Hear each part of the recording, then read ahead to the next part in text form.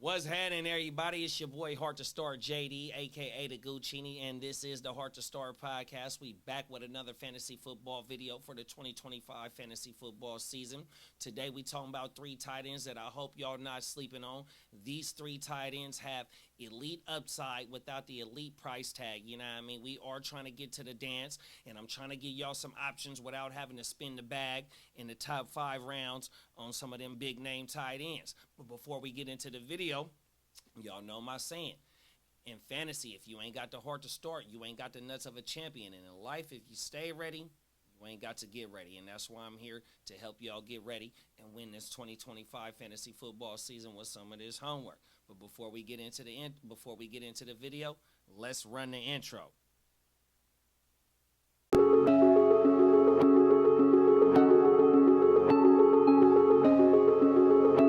You have now access to complicated production.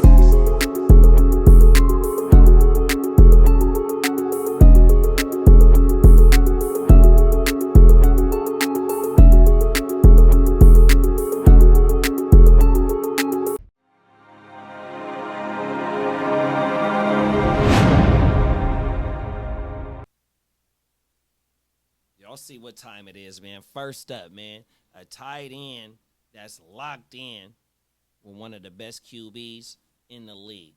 100%, man. A tight end that has high draft capital where the organization wants to see him succeed. And bruh has so in this offense. He posted a top 11 or a top 12 tight end finish in 2023. You know what I mean? Top 10 in receptions at the position in 2023.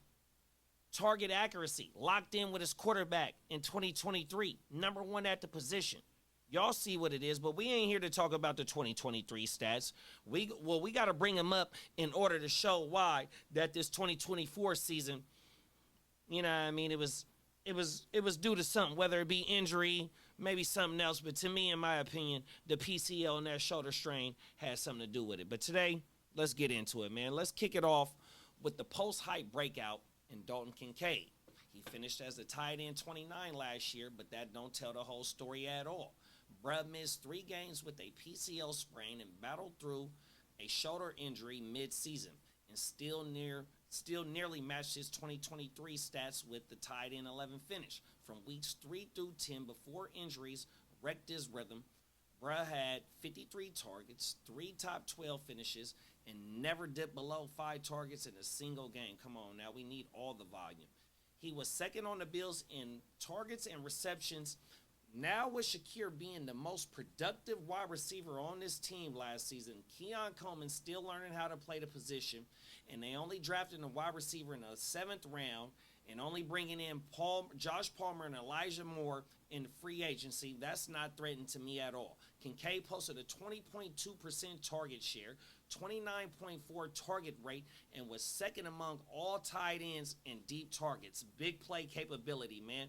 If Josh Allen and Kincaid can get that chemistry back, which they will, you are looking at a massive bounce back season, and you getting him late in drafts, bruh, 100%. You know what I mean? Let's pull it up real fast.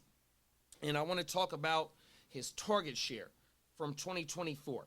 20.2% in 2024. That was 8th at the position.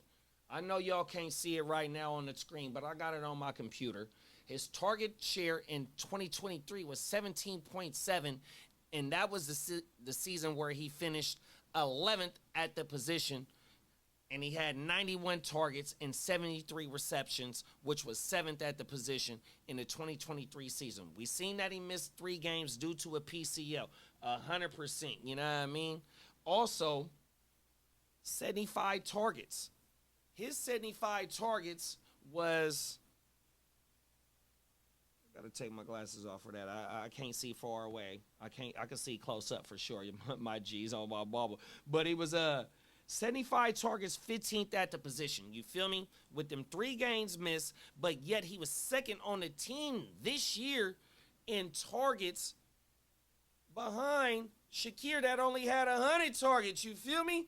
So it's like, look, bruh, it's so much opportunity for Dalton Kincaid to have that bounce back season. 100%. Then, like I said before, when we go to the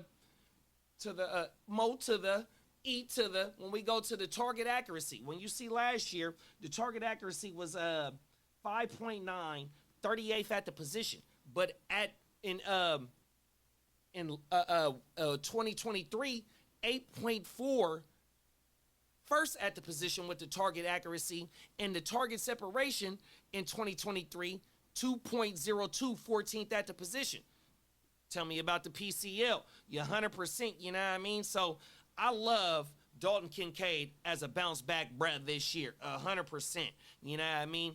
The opportunities is there. You're getting the 5 targets. You're getting one big shot, at least one big shot a game, 100%. You know what I mean? So you got a great floor in the 5 targets, especially with one big shot per game, 100%. Then we seen he outperformed his average. If he averaging 5 targets per game, that would only been like 85 targets.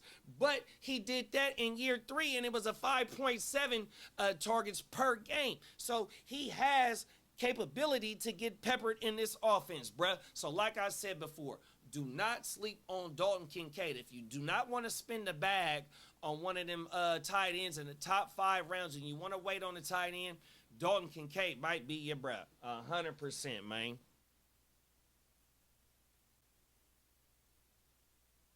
Next up, we got an OG, and I ain't talking about myself, even though Guccini is the fantasy football ump.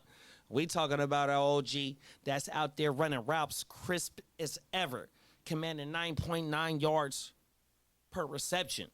We got an OG that's making his young bull quarterback look great as ever. You know what I mean? Being that safety blanket, putting that Superman cape on him for his young bull quarterback. You know what I mean? 100%. We got an OG that got nothing less than five years of straight top 12 finishes or better. Oh, my mama. We finna get into it. We talking about the old man. Ertz ain't done yet. Ertz turned back the clock last year, finishing as the tight end 7 and playing in all 17 games for the first time since 2021. This man has 5 top 12 tight end finishes from 2015 to 2019, looking like he back in form. Last season, 91 targets, 8th amongst tight ends, 66 receptions, while scoring 7 TDs and averaging 10.4 fantasy points per game, top 10 at the position. He was used all over the field, bro. 366 slot snaps, 3rd amongst all tight ends, while having 20 red zone targets, top 5 at the position. And despite being a non-deep threat target with 3 deep targets and having a 20.8% dominating rating, 8th at the position, and while them only bringing in a KJ Osborne, a Deebo Samuel, who else they bring in? KJ Osborne, Deebo Samuel. They drafted Jalen Lane, I want to say, in the 3rd round. But in my opinion, and Michael Gallup. In my opinion, the only one that's going to command targets consistently out of them four target getters is going to be Deebo, 100%. And so Zack Ertz is locked in as a reliable red zone option and a safety blanket for his young QB. If bruh plays all 15 games, again, you're getting another top 10 finish from a guy that's going super late and is a dang good steal, bruh. Before we get into some of these numbers, let's pull up where he being drafted at, like Kincaid, because they right there by each other, 100%. You got Zack Ertz right there at the 14-8 and Dalton Kincaid at the 12-8, 100%. And you might want to say, you might want to wait on Zack Ertz more than Kincaid, 100%. 2 rounds later at the 14-8, and it's a dang good case, bruh. Bruh had a damn good year. 20 red zone targets. Hold on. Let's get in here. Let's pull it up, bruh. 100%. There we go, right there. Let's get this going. Excuse me. Look at his red zone targets. 20 red zone targets with 13 receptions and an offense that averaged 28.5 points per game. Now, with them TDs that bruh had last year, and with the looks that he commanded in the red zone, that 7 TDs might not drop off, bro. And if it drops off, it ain't gonna be 4 because he getting the looks, and it might go up, even though that TDs is the hardest thing to predict. But yeah, 100%. You know what I mean? Zack Ertz is still getting the looks. Then we got he's giving you almost 2 points per catch while averaging 9.9 yards per catch, 100%. You know what I mean? You're getting a point for the catch and the 10 yards, 100%. You know what I mean? OG doing his thing, and that his looks ain't dropping off nowhere at all. And then OG still got an explosive rating. We gonna pull it up right here. Let's get this off the screen. Let's get into it. His efficiency. You know what I mean? Explosive rating of 97.7. OG still eating in this offense, 100%. You know what I mean? Explosive plays is 20 yards per play, 100%. You know what I mean? So let's go ahead and get it with Zack Ertz. If he's going at what we say it was, the 14-8, and what we seen for the 2015 to the 2019 season, playing all them games. This is his first time playing 17 games since 2021.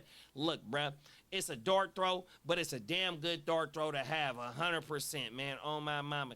That you ain't paying nothing for. I know, like I said, it's early June, but hey, Zack Ertz is somebody that's locked in with JD5. You got T-Mac that's out there, or Scary Terry, however y'all want to call him, you know what I mean, out there trying to fight for his bag, especially he deserves it 100%. And even though that you brought in Debo, the chemistry is with OG, bruh, 100%, and McLaurin.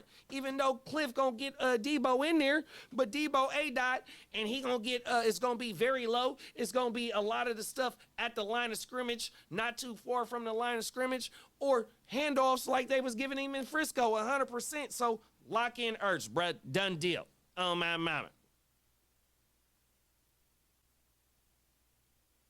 Last up.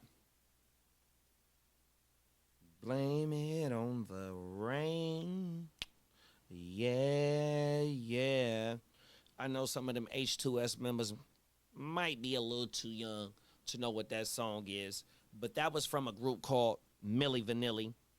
You know what I mean? They are known in this pop culture, this hip-hop culture that I was born and bred in, as a one-hit wonder. And who you see on the screen as a tight end for a finish last year in Janu Smith. Made his way from Tennessee, a little bit further down south into Atlanta, found his way into Miami, and blossomed 100%. A tight end who played with an all-pro wide receiver, a dang great up-and-coming running back, another great wide receiver, you know what I mean? High capital, high draft capital. You feel me? And still did damage. 100%. We talking about Janu Smith, bro. Let's get into it, man. Last up, don't call him Milli Vanilli, because Janu ain't no one-hit wonder. Janu shocked everyone with a tight end 4 finish in 2024, and it wasn't a fluke. He played all 17 games with All-Pro Tyreek, A-Chain, and Waddle, mostly healthy, and still managed to lead the team in receptions, finished second in targets and yards, and lead the team in touchdowns. But here's the full damage, bruh. 111 targets, 4th most in tight ends, amongst tight ends, 88 receptions, 884 yards, while scoring 8 TDs and 510 yards of yak, bruh. And he did all of this with elite efficiency, 8.0 yards per target and 2.5 yards per target separation. Bruh is eating in Mike McDaniel's system, and he ain't going nowhere. And if you fading bruh because you're in love with big tight end names, pause, and not big tight end numbers, you're going to be kicking yourself in the foot, bruh. Lock Janu in. He's a top 5 tight end in plain sight, 100%. Do not do that, bruh. If you sleeping on Janu and you think it's a Milli Vanilli one-hit wonder, blame it on the rain. Come on now. We got to look at it, man. 100%. Let's get into it. 19 red zone targets with 15 receptions. 100%. You seen how he finished first and second in most of the team categories. You feel me? 100%. While averaging 5 receptions per game and 52 yards per game, bruh. Hey, that's 10 points right there on a low ball. 100%. Let's get into some more of these numbers. Let me take my glasses off. 884 yards, bruh. Not too far off of a thigh wow. You feel me? 88 receptions. Not too far off from a hundo where he's out targeting a Tyreek and a Waddle. And then you had A-Chain with 80-something targets as well. Come on now. It's like, bruh, Janu fit perfectly what McDaniel got going on. Oh, my mama. What else we got? 510 yards of Duce or Remy or some Henny Prib, 100%. So when he get the ball in his hands, he know how to get jiggy with it. Oh, my mama. So look, bruh, do not sleep on Janu, on everything. I'm going to show you where he's going at right now, and look where he's going around. Okay, so you got the Bugatti Brock Bowers, you got Trey McBride, you got George Kittle. You're not taking him over none of them, but look at the bag that you got to spend on them three right there. SLP, I'm taking Janu over SLP. Now you got OG Kelsey. He done lost some weight. He trying to get back with it. He trying to ride out onto the sunset. But is he gonna be a top 5 tight end? I'm not gonna put it past him, 100%. So you got them 4 right there. Then you got TJ Hawkinson. That's a negative. Now we got Janu, Mark Andrews, and Double E and Evan Ingram. Give me Janu back as a top 5 tight end now, 100%, bro. Oh, my mama. You know what I mean? That's how we going to end this show, 100%. If you got any value out of this content, I appreciate it if you hit me with a thumbs up, man. We shooting for about 1 like. That's all we need, 1 like. But we trying to get the algorithm cracking. Heart2Start Podcast, trying to take over these YouTube streets with this fantasy football content. You know what I mean? So help your boy out. Throw a sub on there. Click that bell button. Get locked in because we dropping consistently, bruh, 100%. Go run up some of my old stuff. I'm trying to get you locked in to help you win your 2025 fantasy football season, man. Like I say, in fantasy, if you ain't got the heart to start, you ain't got the nuts of a champion. In life, if you stay ready, you ain't got to get ready. I'm here to help you get ready with your fantasy football homework, so stay locked in, man. Until next time.